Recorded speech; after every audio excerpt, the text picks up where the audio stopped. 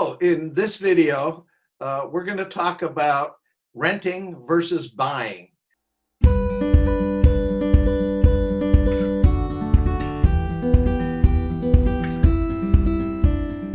First, let me introduce my guest, Mark Hall of Open Mortgage. Hi, Mark. Hello, hello. Well, glad you're joining me today on Broker Bernie. And I think this is an important topic for people that are renting right now, or possibly people who are thinking about moving and aren't sure whether they should jump into a home right away or rent for a while. So I think one of the most important aspects that I certainly want your help with is the financial aspect. What does it mean in the long term to rent versus buy to your economic health? But Absolutely. have you rented before in your lifetime? I've rented half a room. I've rented a bed. I've rented almost in a shelter. So yes, I've rented. Well, I've rented too, and actually, sometimes I think renting can be better. So, do you have some good experiences in renting? As a single young adult living on a very small, meager fixed income, there were some great rooms that I rented that were wonderful.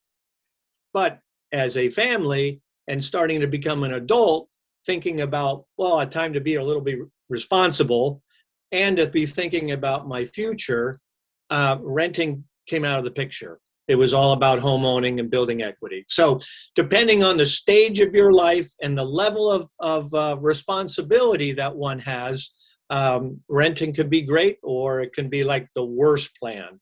One of the things that I think about is if people come to a new area and they want to buy a home right away, sometimes good advice is, why don't you rent for a while, get the lay of the land, see what communities are right for you. I mean, I think that can have some merit. Oh, yeah. In fact, I'm going through that right now with my wife. We rent right now. Okay. I'm in my early 60s. Yeah. Retirement, hopefully, just around the corner. But as we look at planning for retirement, we just decided that we would sell off some of our assets. But again, we're in a position to be thinking about that because we bought a house and we've been making house payments to ourselves, paying ourselves for almost 40 years. So we're looking at, okay, well, maybe we want to move to Oregon and retire. So the plan would be just like you said, instead of moving there and renting, we're going to, go up there and possibly, take out an Airbnb for 6 weeks and check out the area, right? Yeah, that makes sense to me. Yeah, it sure right. Does. And I think that if you know that you're only going to move to an area for a year or two and then they might relocate you at work, does that make sense to buy if you might only be there for 2 years? In Probably my case, not. It just depends. It's yeah, always like you're on a job where they're transferring you and you're expecting to move again. See, because the cost of buying and then selling is not insignificant. I estimate that at around 10%. About 6% on the selling side and maybe 3% on the buying side. I don't know, maybe, and then the moving costs. So the cost of turning over a home is something to be. Oh yeah, I mean, I look at the benefits of home ownership and what it can do for you financially, very much in the same way Warren Buffett looks at investing. Yeah. You buy and you hold, right? And so in real estate, it's the same thing. The saying I think I always liked was, don't wait to buy real estate and wait. So yeah, I mean, I would never go to, Denver, Colorado to check it out and buy thinking that I might, move on in a year. I wouldn't buy. You know what I think is the worst aspect of renting? You don't know when the landlord is going to decide they want you out, they want to sell the place, they want to raise your rate to market, and they haven't done it for a while, so they're going to really jack it up. You're at the mercy of the landlord, the fact that you can stay there or can afford to stay there. I like to have some sort of certainty about things.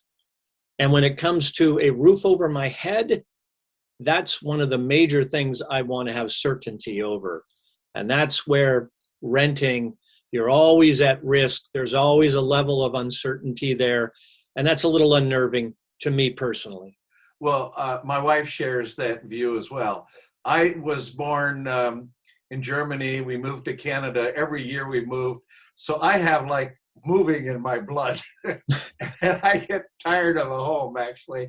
So I'm a little bit different that way. So let's get into the interesting part of this that I think is on everybody's mind, is how financially are you better off renting where you don't have to fix the roof, you don't have to repair the water heater, or owning and then having those expenses over time?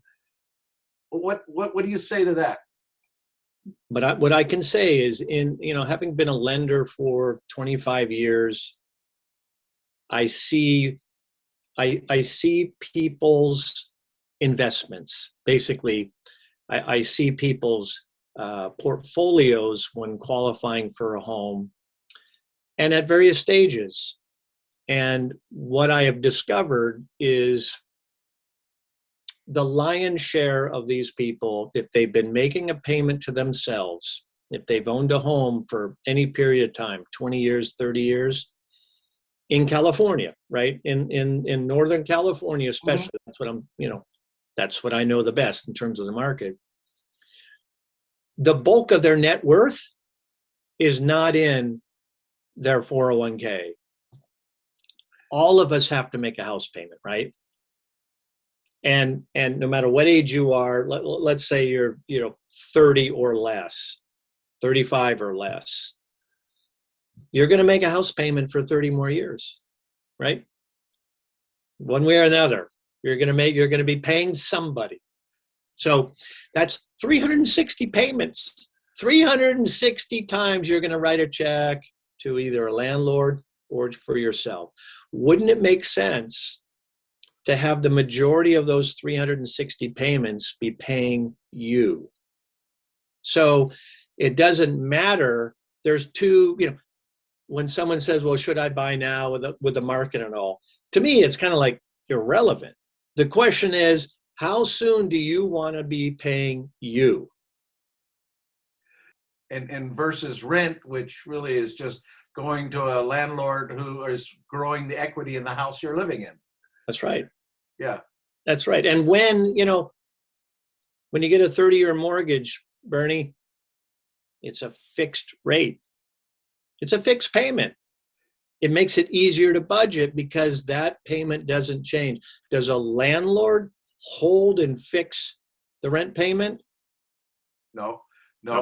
Well, some aren't that in touch with what's happening and allow the rent to stay low, but a smart landlord will every year raise it a little bit rather than getting behind the market rate and then having to make a big increase all at once that shocks the tenant.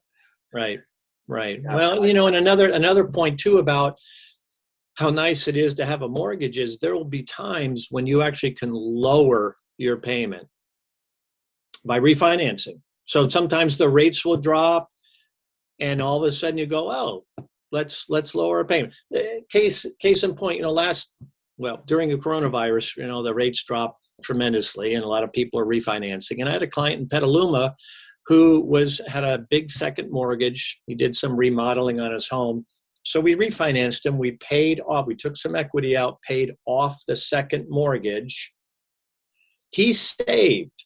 His mortgage payment dropped by $900 a month by doing the refinance. That's amazing. Okay, a landlord's not going to say, let's just drop your rent $900.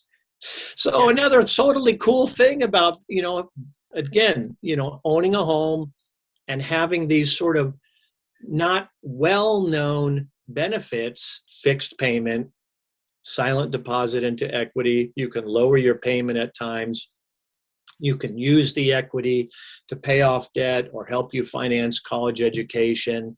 And then there's the obvious one that everyone knows about. You get to pay the IRS less because there's a tax write-off. I'm glad you mentioned that. I'm going to try to summarize and suggest that sometimes you rent because you're not sure you're going to stay in that area. You might be able to afford to buy, but you're sort of uncertain about what you're going to do next, or you're new to an area. Sometimes you rent because you haven't saved enough money yet, or you have credit problems, and then you're working with someone like you to work on improving your credit and coming up with money and sort of having a goal to buy your home sometime in the future. Right. And sometimes you're just clueless. But wait, you said you're just clueless, meaning you pointing to me? Oh. No. You're not clueless. Oh, no, I can be clueless. Believe me. Just ask my kids. Mark, I've worked with you a while, and I know you're not clueless. So I want to thank you very much for being my guest here on Broker Bernie, and I hope to have you as a guest again. We look forward to the next installment. Yeah. Take care, Mark. Okay. Bye-bye.